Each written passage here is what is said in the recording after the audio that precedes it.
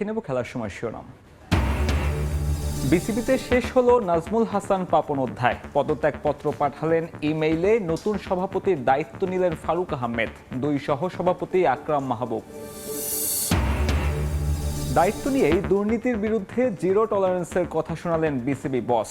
দল নির্বাচনে পূর্ণ স্বাধীনতার আশ্বাস। দ্রুতই সিদ্ধান্ত নেওয়া হবে সাকিব তামিম ইস্যুতে। এবং নিরাপত্তা ইস্যুতে বাংলাদেশে আসতে রাজি নয় ভুটান। সেপ্টেম্বরে অ্যাওয়ে ম্যাচ খেলার প্রস্তাব বাফুফেকে। বিপিএলে শেখ রাসেলের পর এবার নাম সরিয়ে নিল শেখ জামাল।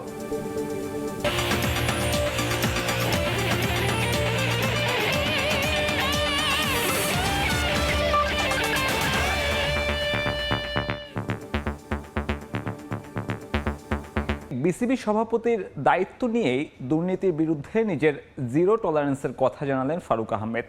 কারো বিরুদ্ধে দুর্নীতির প্রমাণ পাওয়া গেলে ব্যবস্থা নেওয়ার কথাও জানিয়েছেন সাবেক এই অধিনায়ক। বিসিবির গঠনতন্ত্রেও সংশোধন করতে চান বোর্ডের নতুন প্রেসিডেন্ট। দল নির্বাচনে কোনো স্বজনপ্রীতি নয়, নির্বাচকদের পূর্ণাঙ্গ স্বাধীনতা দেওয়ার আশ্বাস দেন ফারুক। এক যুগ পর বড় রদবদল বাংলাদেশ ক্রিকেটে। বিসিবি সভাপতির দায়িত্ব নিয়েই ক্রিকেট বোর্ড কার্যালয়ে ফারুক আহমেদ। দেশের ক্রিকেট উন্নয়নে জানিয়েছেন নিজের পরিকল্পনা। ক্রিকেট উন্নয়নে যেন বাধাপ্রাপ্ত না হয় সেই ভাবনাও আছে নতুন বিসিবি বসের। ইঙ্গিত দিলেন গঠনতন্ত্র সংশোধনের। গঠনতন্ত্রটা আছে যার মাধ্যমে আমরা ডিরেক্টরে নির্বাচিত হই এবং ইভেনচুয়ালি প্রেসিডেন্ট। এই গঠনতন্ত্রের ব্যাপারে আমার চিন্তা করতে হবে যে এক্স্যাক্টলি আমাদের জন্য সবচেয়ে ভালো কি হয়। যদিও গঠনতন্ত্র আপনার নেক্সট ইয়ারে হয়তো ইলেকশন আছে আরেকটা, তার আগের মধ্যে আমাদের গঠনতন্ত্রটা হাত দিতে হবে এবং যেটা আমরা করব যাতে সত্যি সত্যি যারা ক্রিকেট ভালোবাসে এবং ক্রিকেটের জন্য কিছু করতে চায় তাদের আসলে অগ্রাধিকার দেওয়া উচিত। গেল কয়েক বছর বাংলাদেশ জাতীয় দল নিয়ে ছিল নানা সমালোচনা। জাতীয় দলের পাশাপাশি পাইপলাইন সমৃদ্ধ করতে নতুন পদক্ষেপের কথা জানান ফারুক। খেলোয়াড় নির্বাচনেও ছিল অনিয়মের অভিযোগ। এমনকি স্বজনপ্রীতির কারণে নষ্ট হয়েছে প্রতিভাবান ক্রিকেটারদের ক্যারিয়ারও। নির্বাচকদের পূর্ণাঙ্গ স্বাধীনতা নিশ্চিতের আশ্বাস ফারুক আহমেদের। আমি বোর্ড প্রেসিডেন্ট হিসাবে আমি সিলেক্টেডদের ম্যাক্সিমাম স্বাধীনতা দেওয়ার চেষ্টা করব। বেশ কিছু পরিচালকের বিরুদ্ধে অভিযোগ আছে দুর্নীতির, যা প্রমাণিত হলে ব্যবস্থা নেওয়ার আশ্বাস দিলেন নতুন সভাপতি। ঠিকমতো কাজ করছে কিনা। বিসিবির নিজস্ব অর্থায়নে শেখ হাসিনা স্টেডিয়াম নির্মাণ নিয়ে ছিল অভিযোগ, যার নাম ইতিমধ্যে পরিবর্তনের নির্দেশ দিয়েছেন যুব ও ক্রীড়া উপদেষ্টা। তবে বিসিবি এ প্রজেক্ট নিয়ে কম নাটক হয়নি, ছিল তথ্য লুকোচুরি সহ নানা অভিযোগ। বিষয়গুলো খতিয়ে দেখা হবে বলে জানান বিসিবি প্রেসিডেন্ট। দুর্নীতির জন্য আপনার মনে করেন প্রথম তো কাগজগুলো ডেফিনেটলি দুর্নীতি তো আমি এক্স্যাক্টলি বুঝতে পারবো না, যে এক্সপার্ট তাদের তো সাহায্য নিতেই হবে। এখন এক্স্যাক্টলি কীভাবে আগাবো এটা একটা ডিপেন্ড করবে, only time will tell. Rifatul Islam Miron, Somoy Songbad, Dhaka. Board সভাপতির পর পরিবর্তন আসতে যাচ্ছে টাইগার টিম ম্যানেজমেন্টেও। জাতীয় দলের চান্ডিকা হাতুরু সিংহের কোনো ভবিষ্যৎ দেখছেন না নতুন বোর্ড প্রধান।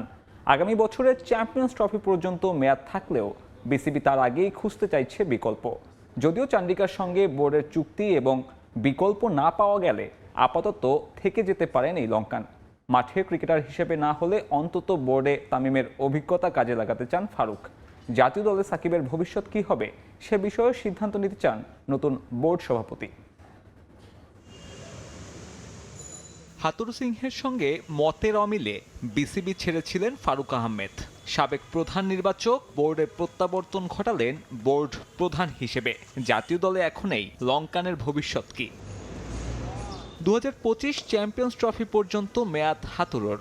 এর আগে তাকে বরখাস্ত করলে ক্ষতিপূরণ হিসেবে দিতে হবে প্রায় 2 কোটি টাকা।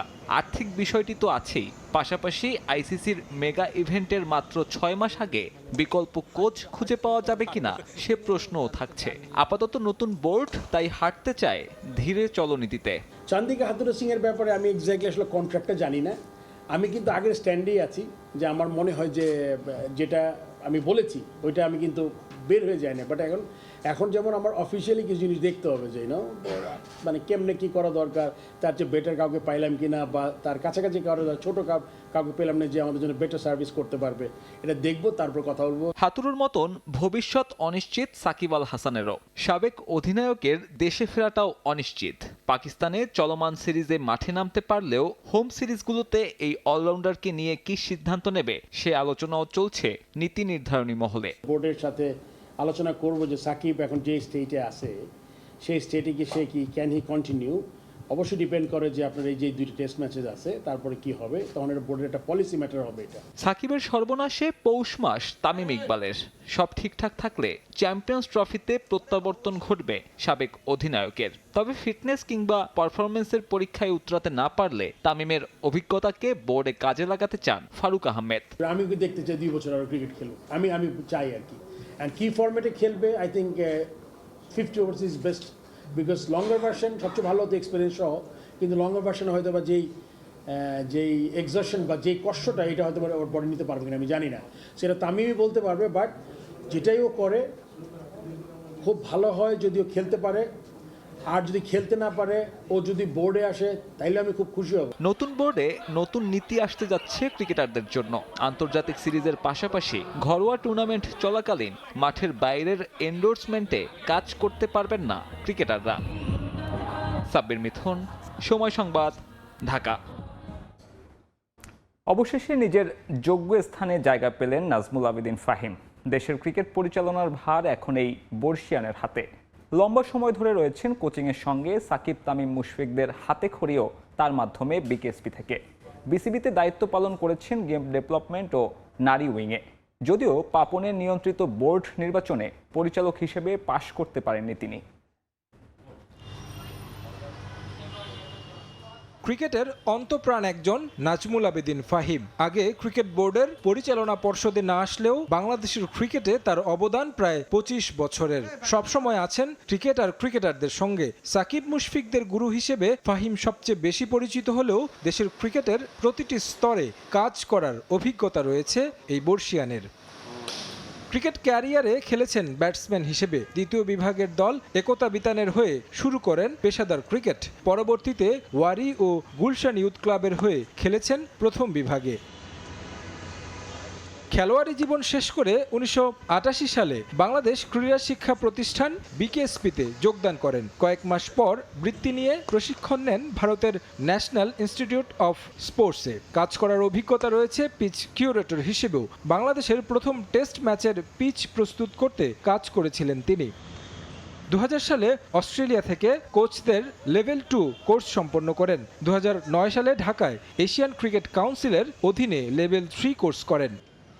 2005 সালে ফাহিম বিকেএসপি ছেড়ে যোগ দেন বাংলাদেশ ক্রিকেট বোর্ডে। কাজ করেন হাই পারফরমেন্স দলের সিনিয়র কোচ হিসেবে। 2008 সালে প্রশিক্ষণ থেকে দায়িত্ব দেওয়া হয় প্রশাসনিক কাজে। এ সময় তিনি কাজ করেছেন বিসিবির গেম ডেভেলপমেন্টের ম্যানেজার ও নারী ক্রিকেট দলের হয়ে। তার সময়ে বাংলাদেশ নারী দল প্রথমবার এশিয়া কাপের শিরোপা জেতে। পাপন নিয়ন্ত্রিত 2021 সালের বিসিবির কার্যনির্বাহী পরিষদের নির্বাচনে পরিচালক পদে খালেদ মাহমুদ সুজনের বিরুদ্ধে প্রতিদ্বন্দ্বিতা করে হেরে যান। তবে বৈষম্য বিরোধী ছাত্র আন্দোলনের মধ্য দিয়ে পেয়েছেন নিজের যোগ্য স্থান। পরিচালক হিসেবে দেশের ক্রিকেটকে এগিয়ে নেয়ার সুযোগ এখন তার সামনে।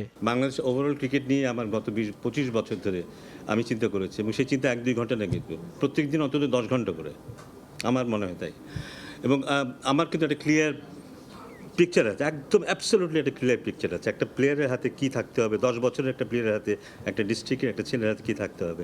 সেখান থেকে সে যখন 12 বছর 13 বছর পরে ন্যাশনাল টিমে থাকবে, তার পাথওয়েটা কেমন হওয়া উচিত, সেখানে কী কী থাকতে হবে, আলটিমেটলি সে ন্যাশনাল টিমে প্লেয়ার হবে। সো আমার অভিজ্ঞতা সেটা আছে কিন্তু, কারণ তামিম, সাকিব, মুশফিক এবং আরও যারা ছিল তারা কিন্তু আমার সাথে যোগ হয়েছিল সেই 14 বছর বয়সে, এবং তাদের বয়স যখন 19-20 হয়েছে, তারপর আস্তে আস্তে তারা ন্যাশনাল টিমে খেলেছে, এবং তারপরেও কিন্তু সরাসরি যোগাযোগ ছিল সবসময়। সো ওই আন্ডারস্ট্যান্ডিংটা আমার আছে।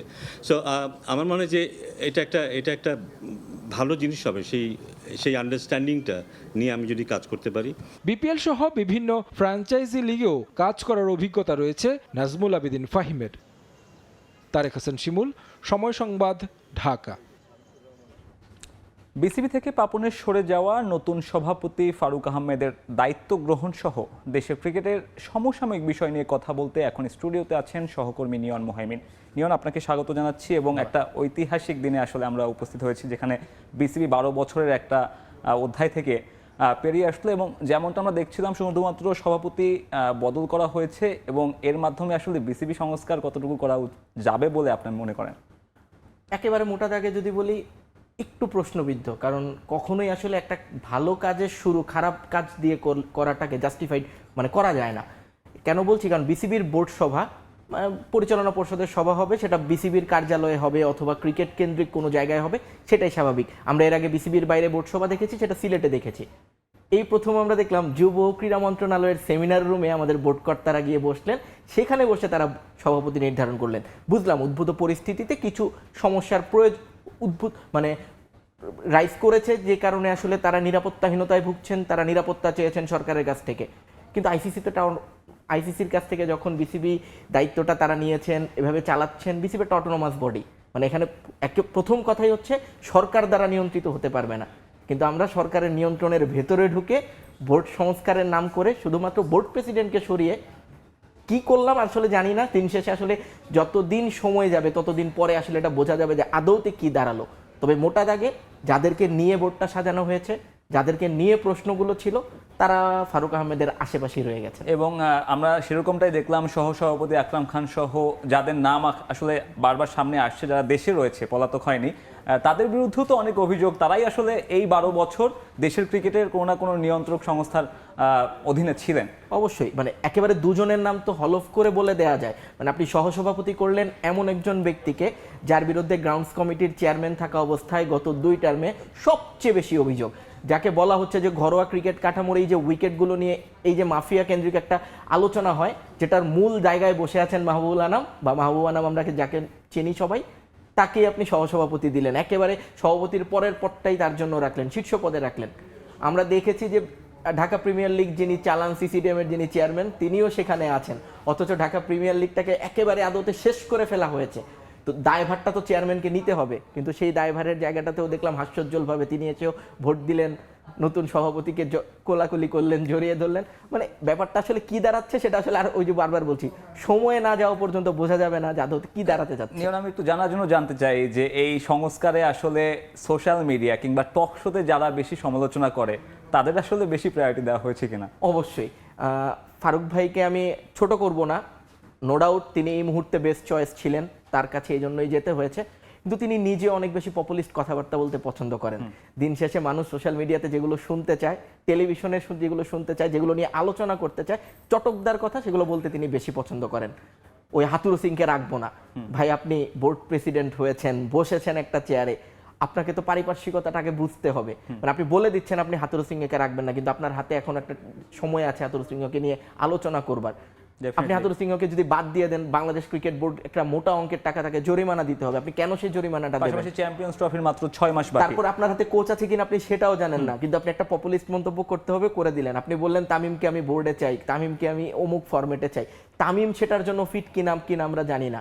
আপনি বলছেন সাকিব আল হাসানকে নিয়ে আপনি ডিসিশন নেবেন, সাকিব আল হাসান বাংলাদেশের নাগরিক, তিনি হয়তোবা একটি রাজনৈতিক দলের সদস্য কিংবা কিছু একটা ছিলেন এক সময়, কিন্তু এখন তো তিনি বাংলাদেশের নাগরিক, আপনি কি সিদ্ধান্ত নেবেন? নিয়ন, আমি একটু যে বিষয়ে বলতে চাই, সাকিব কিংবা মাশরাফি বাংলাদেশ ক্রিকেট দলের একটা পথপ্রদর্শক, আমাদের কিংবদন্তি।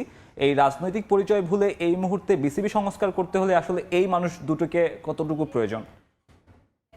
এখন যে অবস্থা, সেই প্রয়োজনের কথা বললে আসলে আপনি মানুষের কাছে বাহবাটা পাবেন না। যেহেতু পাবেন না, আমার মনে হয় না কেউ এই পথে এখন এগোবে। কিন্তু মাশরাফি সাকিবের ক্রিকেট ব্রেন বিসিবির জন্য প্রয়োজন, এটা তো আপনি অস্বীকার করতে পারবেন না। মানে সাকিব আল হাসানকে নিয়ে আমরা সবসময় একটা কথা বলি, আপনি তার সমালোচনা করতে পারবেন কিন্তু তাকে ইগনোর তো করতে পারবেন না। আপনি সাকিব আল হাসানের রেকর্ড স্ট্যাট আপনি মুছে দিতে পারবেন বাংলাদেশ ক্রিকেট ইতিহাস থেকে, মাশরাফিরটা পারবেন না। একটা পরিস্থিতি তৈরি হয়েছে, ঠিক আছে, এখন তাদেরকে দূরে সরিয়ে আপনি নতুনভাবে চেষ্টা করেন, অবশ্যই ভালো খারাপ মিলিয়ে কিছু একটা হবে। আজকে ফারুক ভাই যেভাবে শুরু করেছেন তার কথাটা, দুর্নীতির বিরুদ্ধে তিনি জিরো টলারেন্স দেখাবেন, তিনি ক্রিকেটাররা অন ডিউটি থাকা অবস্থায় অর্থাৎ সিরিজ চলাকালীন অ্যাড বিজ্ঞাপন করতে পারবেন না, এই মোটা দাগে এই ডিসিশন যদি তিনি ইমপ্লিমেন্ট করতে পারেন, তিনি দেখাতে পারেন। তারপর তিনি বলছেন নির্বাচকদের কাজে তিনি হস্তক্ষেপ করবেন না, তিনি বলতে পারেন যেহেতু তার একটা নলেজ আছে যে এই ক্রিকেটার এই ফরম্যাটের জন্য ভালো হতে পারে, এর চেয়ে বেশি তিনি এগোবেন না।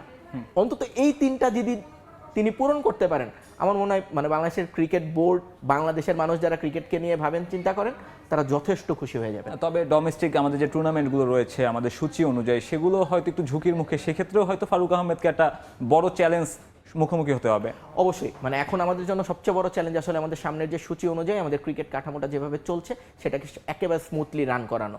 সেই রান করানোটা কিভাবে করবেন এটা ওনার জন্য খুব একটা বেশি মানে কষ্ট হবে না, কারণ তিনি এই জগতের মানুষ, এই মাঠের মানুষ। তিনি দু দফায় বিসিবির সঙ্গে কাজ করেছেন, যদিও পরিচয়টা তখন ভিন্ন ছিল, কিন্তু তারপরেও যেভাবে তিনি আছেন, তার আশেপাশে বিশেষ করে যারা আছেন, এখনো বলছি আকরাম খান, খালেদ মাহমুদ সুজন, সমালোচনা হয়তো বা আছে, কিন্তু আমরা জানি এই মানুষগুলো কাজ করতে চায়। বিভিন্ন সময় বিভিন্ন কারণে তাদেরকে কাজ করতে দেওয়া হতো না, তারা কাজ করতে চান। ফাহিম সিনহার মতো লোক আছেন, নাজমুল আবেদিন ফাহিমকে আপনি এই প্যানেলে পেয়েছেন। আপনার সঙ্গে মাহবুবা আছেন, যিনি একাধারে খুবই শক্তিশালী একজন ডিরেক্টর। আপনার সাথে যে ডিরেক্টররা আছেন তারা যথেষ্ট ক্যাপেবল বিসিবিকে ভালোভাবে রান করানোর জন্য। এখন আসলে সদিচ্ছার প্রয়োজন, যে আমরা আসলে কি চাই, কিভাবে চাই। নিয়ন, আসলে বিসিবি সভাপতিত্ব পদের যে একটা অদল বদল, তার মাঝে এই রাওয়ালপিন্ডি টেস্ট নিয়ে আসলে আলোচনা হচ্ছে না বললেই চলে। তারপর বাংলাদেশ একটা ভালো শুরু করেছে এবং যেমনটা আমরা দেখলাম পেসাররা সাফল্যও পাচ্ছে। এই ম্যাচে বাংলাদেশের প্রথম দিনটা আপনি কেমন দেখলেন? শুরুতে বলে নিই যে দেশের মানুষ মনে হয় ভুলেই গেছে আজকে যে বাংলাদেশের টেস্ট। আমি অনেকের সঙ্গেই সকালে যখন কথা বলছিলাম, মানে 11:30টায় ম্যাচটা শুরু হওয়ার কথা ছিল, যদিও সেটা 3:30টায় শুরু হয়েছে। অনেক মানুষের আসলে মনেই ছিল না ম্যাচটা জেলে আজকে। তারা অনেকেই ধারণা করছেন ও আগামীকাল হয়তো বা, কারণ ওই যে বোর্ড সভার সঙ্গে তারা গুলিয়ে ফেলেছিলেন। তারা বলছেন যেহেতু বোর্ড সভার দিন হয়তো বা ম্যাচ হবে না। এখন ম্যাচে যদি আসি, টসটা খুব ভাইটাল ছিল। শান্তর মানে গুড লাক, মানে সৌভাগ্য খুব ভালো, যে কারণে আসলে টসটা জিতেই, মানে এই উইকেটে যদি বাংলাদেশ আগে ব্যাটিং করতো ম্যাসাকার হয়ে যেত। মানে অন্তত হাসান এবং শরীফুল যেভাবে প্রথম সেশনটা বোলিং করেছেন, মানে ওইটা দেখবার পর মনে হচ্ছে শাহিন শাহ আফ্রিদি বা নাসিম শাহকে এই জায়গায় ফেস করাটা ভয়ানক হয়ে যেতে পারতো। সবচেয়ে বেশি ভালো লেগেছে যেটা, দুইজন পেসার আমাদের জুটি বেঁধে বোলিং করেছেন। আমরা সাধারণত যেটা দেখি না, আমরা সাধারণত আমাদের বোলারদেরকে দেখি নিজের মনের মতো করে এক একজন যেভাবে লেংথ ডেলিভারি করার প্রয়োজন জাস্ট করে যায়। কিন্তু আজকে দেখছিলাম শুরু থেকেই হাসান বেশ ডিপে বল করছিল এবং শরীফুল লেংথে একটা বল করছিল, যে কারণে ব্যাটসম্যানরা সেট হতে পারছিল না যে কোন বলারকে কিভাবে খেলবে, যে কারণে উইকেটগুলো টপাটপ আসে। 3 উইকেট পড়বার পর কিন্তু পাকিস্তান স্লো হয়ে যায়, তারা তখন আর অ্যাটাক করবার চিন্তা করে নাই, স্লো ডাউন হয়ে যায়। তখন সৌদ শাকিল এবং সাইম আইয়ুব দুজনই চেষ্টা করছিলেন রিকভার করবেন, এবং সেই রিকভারির জায়গাটায় বাংলাদেশ আসলে তাদেরকে সুযোগ দিয়ে দেয়। মানে সব সময়ের মানে এটা একটা অভ্যাস মনে হয় আমাদের ক্রিকেটারদের, যে যখনই আমরা টপাটপ উইকেট নিয়ে নিই, যখন আরও একটু বেশি প্রেশার দেওয়ার টাইম, ওই টাইমে আমরা প্রেশারটা রিলিজ করে দিই এবং প্রতিপক্ষ তখন আসলে গুছিয়ে নিতে পারে। এবং আজকেও একইভাবে ওই মাঝের অংশটায় সেটা হয়েছে। যদিও টির পরে হাসান একটা উইকেট নিয়েছে, কিন্তু আমার মনে হয় বাংলাদেশ এই পিচে, এই কন্ডিশনে অন্তত আরও 2টা উইকেট ডিজার্ভ করে। আমরা দেখছিলাম মিরাজ এবং সাকিব খুব একটা সুবিধা করতে পারছিল না। আবার সেই একই দিনে আমরা দেখলাম ফারুক আহমেদ বলছেন যে রিশাদ হোসেনকে কেন আমরা টেস্টে খেলাচ্ছি না। সো সেখানে যদি একটা রিস্টাম স্পিনার থাকতো, এই ধরনের পিচে আসলে বাংলাদেশকে একটা রিস্ট স্পিনারের যেটা অভাব সেটা ভোগাচ্ছে কিনা।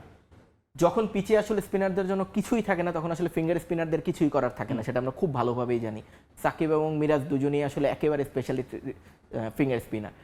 এই জায়গাগুলোতে রিস্ট স্পিনাররাই আসলে একমাত্র ভরসা হতে পারে। বাংলাদেশের ব্যাড লাক, বাংলাদেশ এখনও সেরকম কাউকে পায়নি। রিশাদ নো ডাউট ওয়ার্ল্ড কাপে বাংলাদেশের বেস্ট পিক, এখন পর্যন্ত চমকই বলা যেতে পারে, কিন্তু তারপর আমি বলবো যে সাদা পোশাকে খেলবার মতো এখনও মনে হয় সেই ম্যাচুরিটি রিশাদের আসেনি। ফারুক ভাই নিজেও মজা করেই বলেছেন এবং পরে বলেছেন যে আমি জানি না তার কী অবস্থা, কিন্তু তিনি চাইবেন তাকে যেন লং রানে রাখা হয়। অবশ্যই রিশাদ যদি এভাবে কন্টিনিউ করতে পারে অবশ্যই লং রানে থাকবেন, কিন্তু আজকে এখন পর্যন্ত অন্তত রাওয়ালপিন্ডির পিচ প্রথম দিন দেখবার পরে মনে হয়েছে এখানে স্পিন ধরছে না। হ্যাঁ, থার্ড দিন যাওয়ার পরে সাধারণত পেস পিচগুলো থার্ড দিন যাওয়ার পরে যখন গ্রাসগুলো আস্তে আস্তে মরে যায়, উঠতে থাকে, তখন সেটা হয় ব্যাটিং পিচ হবে এবং না হলে একটু স্লো ডাউন হবে, যেহেতু এখানে বৃষ্টি হচ্ছে। তো আমি ছোট করে একটু জানতে চাই, আসলে দ্বিতীয় দিনে একটা বৃষ্টির সংখ্যাও আছে, সব মিলিয়ে আসলে এই টেস্টের ভবিষ্যৎটা কোথায় দেখছেন?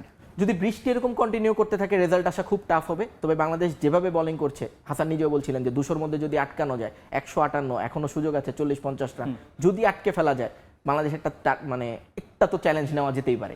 নিয়ন, আপনাকে অসংখ্য ধন্যবাদ স্টুডিওতে যুক্ত হওয়ার জন্য। এবারে ফুটবল। দেশের নিরাপত্তা ইস্যুতে বাংলাদেশে আসতে রাজি নয় ভুটান, তাই অ্যাওয়ে ম্যাচ খেলতে ভুটান যাবে লাল সবুজ। ফিফা ফ্রেন্ডলি ম্যাচ দুটি অনুষ্ঠিত হবে আগামী 5 ও 8 সেপ্টেম্বর। এছাড়া শেখ রাসেলের পর ঘরোয়া ফুটবল লিগ থেকে নাম সরিয়ে নিয়েছে শেখ জামাল ধানমন্ডি ক্লাব। এদিকে শারীরিকভাবে অসুস্থ হলেও আসন্ন বাফুফে নির্বাচনের জন্য প্রস্তুতি নিচ্ছেন কাজী সালাউদ্দিন। কথা ছিল হোম ম্যাচ হওয়ার, তবে বর্তমান পরিস্থিতি বিবেচনায় বাংলাদেশে আসতে রাজি নয় ভুটান, তাই বাধ্য হয়ে বিকল্প পথে হাঁটতে হলো বাফুফেকে। এএফসি এশিয়ান কাপের বাছাইয়ে ভালো অবস্থান সঙ্গে র্যাঙ্কিংয়ে এগিয়ে যাওয়ার জন্য ঘরের মাঠে সেপ্টেম্বরে ভুটানের বিপক্ষে ফিফা প্রীতি ম্যাচ খেলতে চেয়েছিল বাংলাদেশ জাতীয় ফুটবল দল। প্রথমে সম্মতি মিলেছিল ভুটান থেকে, তবে নিরাপত্তা ইস্যু নিয়েই বাধে বিপত্তি। ভুটান ফুটবল ফেডারেশনের তাদের পারমিশন, বাংলাদেশে আসা নিরাপত্তা সব কিছু চিন্তা করে আসলে তারা অফার করেছে যে এটা ভুটানে হলে তাদের জন্য ভালো হয়। আগামী সেপ্টেম্বর ফিফা উইন্ডোতে 5 এবং 8 তারিখ আমরা ভুটানের সাথে ভুটানে গিয়ে দুটি ম্যাচ খেলবো। জাতীয় দলের খেলা চূড়ান্ত হলেও অনিশ্চিত দেশের ঘরোয়া ফুটবল। শেখ রাসেলের পর এবার এ মৌসুমে সব ধরনের ফুটবল থেকে নাম প্রত্যাহার করে নিয়েছে শেখ জামাল ধানমন্ডি ক্লাব। তাই বিশেষ বিবেচনায় বিপিএলে যুক্ত করা হয়েছে আরেক ক্লাবকে। লেফটেন্যান্ট শেখ জামাল ধানমন্ডি ক্লাব থেকে আমরা জানতে পেরেছি তারা এই সিজনে অংশগ্রহণ করছে না। গভর্নমেন্ট থেকে যে সহযোগিতা, আমাদের সহযোগিতা সবগুলাই বাড়িয়ে দিয়েছিল। ক্লাবটা স্পন্সর জোগাড় করতে পারেনি। আমাদের এফআইবি কমিটি প্লাস হচ্ছে এশিয়ান ফুটবল কনফেডারেশন যারা ক্লাব লাইসেন্সিং প্রদান করে, আমরা রিকোয়েস্ট করে ব্রাদার্স ইউনিয়নকে এই সিজনে অংশগ্রহণ করার জন্য সুযোগ করে দিয়েছি। এদিকে ঘনিয়ে আসছে বাফুফের নির্বাচন। চারদিক থেকে কাজী সালাউদ্দিনের পদত্যাগের দাবি আসলেও উল্টো আসন্ন নির্বাচনে প্রতিদ্বন্দ্বিতা করার কথা জানিয়েছেন দীর্ঘদিন দেশের ফুটবলের চেয়ার আঁকড়ে থাকা সাবেক এই ফুটবলার। শারীরিকভাবে অসুস্থ থাকলেও নির্বাচনের জন্য ঠিকই প্রস্তুত সালাউদ্দিন। মাহফুজা আক্তার কিরণও অংশ নেবেন নির্বাচনে। শারীরিক খবর নিলাম, আপনারা নিশ্চয়ই জানেন একটা ওনার মেজর অপারেশন হয়ে গেছে 2-3 মাস আগে। উনি ম্যাক্সিমাম সময় একটু বেড রেস্টে থাকার চেষ্টা করেন। নির্বাচন করার জন্য হ্যাঁ, তো তার ফিজিক্যাল ফিটনেস আছে, সে একজন স্বাভাবিক মানুষ, স্বাভাবিকভাবেই তো সব কিছু পরিচালনা করতেছে। জাকির ভাইয়ের সাথে কথা হয়েছে, আমাদের বিএফএফের এক্সিকিউটিভ, উনি বলেছে হ্যাঁ আমি নির্বাচন করব। শাহিন ভাইয়ের সাথে সে নির্বাচন করবে, হিলটন ভাই নির্বাচন করবে, বাবু ভাই নির্বাচন করবে, এরা তো সবাই মোটামুটি নির্বাচন করবে। আগামী 26 অক্টোবর হওয়ার কথা রয়েছে বাংলাদেশ ফুটবল ফেডারেশনের নির্বাচন। তামিম হোসেন, সময় সংবাদ, ঢাকা। সাফ অনূর্ধ্ব 20 চ্যাম্পিয়নশিপের খবর। গ্রুপ এ চ্যাম্পিয়ন হবার লক্ষ্যে স্বাগতিক নেপালের মুখোমুখি হবে বাংলাদেশ। স্টেডিয়ামে স্বাগতিক দর্শকদের সামনে জয় পাওয়াটা সহজ হবে না জেনেই সর্বোচ্চটা দিতে চায় লাল সবুজ প্রতিনিধি। ললিতপুরের অল নেপাল ফুটবল অ্যাসোসিয়েশনে ম্যাচটি শুরু হবে বাংলাদেশ সময় বিকেল 3:15টায়। শ্রীলঙ্কাকে 2-0 গোলে হারিয়ে আসরে প্রত্যাশিত শুরু করে বাংলাদেশ। ওই এক জয়েই সেমিফাইনাল নিশ্চিত করেছেন নোভা মিরাজুলরা। গ্রুপ পর্বের দ্বিতীয় ম্যাচে তাই কেবলই নিয়ম রক্ষা করতে নামবে। তবে সেমিফাইনালে কিছুটা সহজ প্রতিপক্ষ পেতে হলে গ্রুপ চ্যাম্পিয়ন হবার বিকল্প নেই। দ্বিতীয় ম্যাচে স্বাগতিকদের হারিয়ে সেই কাজটাই সহজ করতে চায় মারুফুলের শিষ্যরা। যদিও হোম অ্যাডভান্টেজ থাকায় নেপালকে হারানো যে সহজ হবে না সেটাও জানেন ফুটবলাররা। এটা ইন্টারন্যাশনাল ম্যাচ, আর এখানে মানে যারা খেলবে, যারা বেস্ট 11 খেলবে, তো সবার মেন্টাল এরকম থাকবে যে ফ্যান ফলোয়ার ওদের থাকবে, এটা স্বাভাবিক, নর্মাল। তো আমাদেরটা আমরা একদম নর্মালি খেলে আমরা ম্যাচ উইন করে বেরোয় চলে আসবো। আমরা যখন ক্যাম্প শুরু করতে পারি তখন কিন্তু আমরা হাইস্ট গেলে 15 দিন মতো ট্রেনিং করছি, ক্যাম্প করছি, তো খুবই শর্ট টাইম। এই 15 দিনে আমরা যা যা করছি, আমাদের কোচ মারফুল স্যার উনি আমাদেরকে যা যা মানে দিছে, আমরা সব কিছু ঠিকঠাকভাবে করে ট্রাই করছি অ্যান্ড ওগুলো আমরা মাঠে অ্যাপ্লাই করতেছি। তো আমার মনে হয় যে কালকের ম্যাচটা আমরা ঠিকঠাকভাবে বের করতে পারবো। আবারও ভারতীয়দের দখলে যাচ্ছে আইসিসির শীর্ষ পদ। গুঞ্জন সত্যি হলে ক্রিকেটের নিয়ন্ত্রক সংস্থার পরবর্তী সভাপতি হতে চলেছেন বিসিসিআই সচিব জয় শাহ। চলতি বছরের শেষ দিকে দায়িত্ব নেওয়ার কথা রয়েছে তার। যদিও আইসিসি কিংবা জয় শাহ কারো পক্ষ থেকেই নিশ্চিত করা হয়নি বিষয়টি। জাগমোহন ডালমিয়া, শারদ পাওয়ার, এন শ্রীনিবাসন, শশাঙ্ক মনোহর, ভারতীয় ক্রিকেটের এই 4 শীর্ষকর্তা শাসন করেছেন ক্রিকেটের সর্বোচ্চ নিয়ন্ত্রক সংস্থা। এবার তাদের উত্তরসূরি হতে চলেছেন জয় শাহ। সবকিছু ঠিক থাকলে পঞ্চম ভারতীয় হিসেবে আইসিসির শীর্ষ পদ অলংকৃত করতে চলেছেন বিসিসিআই সেক্রেটারি। আইসিসির বর্তমান সভাপতির দায়িত্ব পালন করছেন গ্রেগ বার্কলে। আগামী 30 নভেম্বর দ্বিতীয়বারের মতো মেয়াদ পূর্ণ করবেন তিনি। তবে এরই মধ্যে বার্কলে ঘোষণা করেছেন সুযোগ থাকলেও তৃতীয় মেয়াদে আর আইসিসির শীর্ষ পদের জন্য প্রতিদ্বন্দ্বিতা করছেন না তিনি। গ্রেগ বার্কলের এই ঘোষণার পরই জয় শাহকে আইসিসির পরবর্তী সভাপতি হিসেবে দেখছেন সংশ্লিষ্টরা। ক্রিকেট অস্ট্রেলিয়া এবং ইংল্যান্ড ওয়েলস ক্রিকেট বোর্ড থেকে পূর্ণ সমর্থন পাচ্ছেন তিনি। এছাড়াও আইসিসির অন্যান্য সদস্য দেশগুলোরও আস্থা আছে ভারত ক্রিকেটের এই শীর্ষকর্তার উপর। তবে গুঞ্জন উঠলেও এখনও আনুষ্ঠানিক কোনো ঘোষণা আসেনি আইসিসি কিংবা জয় শাহর পক্ষ থেকে। ক্রিকেট নিয়ন্ত্রক সংস্থার শীর্ষ পদে নির্বাচন করতে হলে আগামী ২৭ আগস্টের মধ্যে নমিনেশন সংগ্রহ করতে হবে বিসিসিআই সচিবকে। সভাপতি নির্বাচনে জয়ী হতে হলে জয় শাহকে পেতে হবে অন্তত ৯ ভোট। পূর্ণ সদস্য দেশগুলোর রয়েছে এই ভোটিং পাওয়ার, সব মিলিয়ে ১৬ ভোটের মধ্যে ৯টি পেলেই তিনি নির্বাচিত হবেন। এর আগে ২/৩ ভোট পাওয়ার বাধ্যবাধকতা থাকলেও সেই নিয়ম থেকে সরে এসেছে আইসিসি। বিশ্ব ক্রিকেটের নিয়ন্ত্রক সংস্থার শীর্ষ পদে ২ বছর করে ৩ টার্মে সর্বোচ্চ ৬ বছর থাকার নিয়ম রয়েছে। আরও ২ বছর থাকার সুযোগ থাকলেও বার্কলে বিদায় নিচ্ছেন আগেভাগেই। সেই হিসেবে বলা যায় ৪ বছর পর আবারও আইসিসির শীর্ষ পদ দখলে যাচ্ছে কোনো ভারতীয়দের কাছে। এস.এম. ইকবাল, সময় সংবাদ। ইংল্যান্ডের গত মৌসুমের সেরা ফুটবলার নির্বাচিত হয়েছেন ফিল ফোডেন। ইংলিশ ফুটবলারদের সংগঠন প্রফেশনাল ফুটবলার্স অ্যাসোসিয়েশন PF এর বর্ষসেরা ফুটবলারের পুরস্কার জেতেন ম্যান সিটির এই ফরওয়ার্ড। গেল মৌসুম দুর্দান্ত কাটিয়েছেন ফিল ফোডেন। সিটিজেনদের টানা ৪র্থ শিরোপা জয়ের পথে রাখেন গুরুত্বপূর্ণ ভূমিকা। নিজে করেছেন ১৯ গোল, এছাড়াও আছে ৮টি অ্যাসিস্ট, যার স্বীকৃতি হিসেবে PFA পুরস্কার জেতেন ফোডেন। এছাড়াও ফুটবল রাইটার্স অ্যাসোসিয়েশনের বিচারেও সেরা হয়েছেন তিনি। PF এর বর্ষসেরা পুরস্কারের জন্য বেশ কঠিন লড়াই হয়েছে। ফোডেনের ক্লাব সতীর্থ হল্যান্ড এবং রদ্রি ছিলেন সেই রেসে, তবে সবাইকে পেছনে ফেলে পুরস্কার জেতেন ইংলিশ উইঙ্গার। এদিকে PF এর সেরা উদীয়মান ফুটবলার পুরস্কার জিতেছেন কোল পালমার। এ পর্যায়ে খেলার সময় শীর্ষ সংবাদ জানিয়ে দিচ্ছে আরেকবার। দায়িত্ব নিয়েই দুর্নীতির বিরুদ্ধে জিরো টলারেন্সের কথা শোনালেন নতুন বিসিবি বস। দল নির্বাচনে পূর্ণ স্বাধীনতার আশ্বাস, দ্রুতই সিদ্ধান্ত নেওয়া হতে পারে সাকিব তামিম ইস্যুতে। এবং নিরাপত্তা ইস্যুতে বাংলাদেশে আসতে রাজি নয় ভুটান। সেপ্টেম্বরে অ্যাওয়ে ম্যাচ খেলার প্রস্তাব বাফুফেকে। বিপিএলে শেখ রাসেলের পর এবার নাম সরিয়ে নিল শেখ জামাল।